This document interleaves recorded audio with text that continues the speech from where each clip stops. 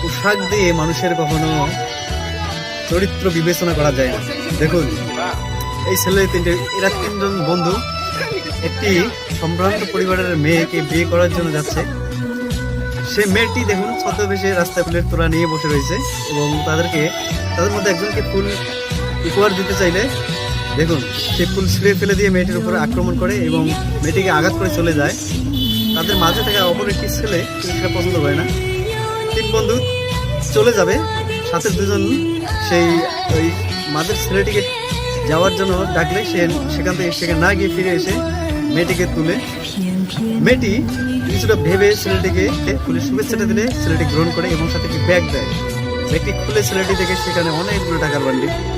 এরপর মেয়েটি তার সেই ছদ্মবেশী শার্ট ফেলে দিলে সেই ছেলেটিকে নিয়ে সামনে আগায় এবং তার একটা মার্সিডিজ গাড়ি রিমোট টিপ দিলে মার্সিডিজ গাড়িটি অন হয়ে যায়।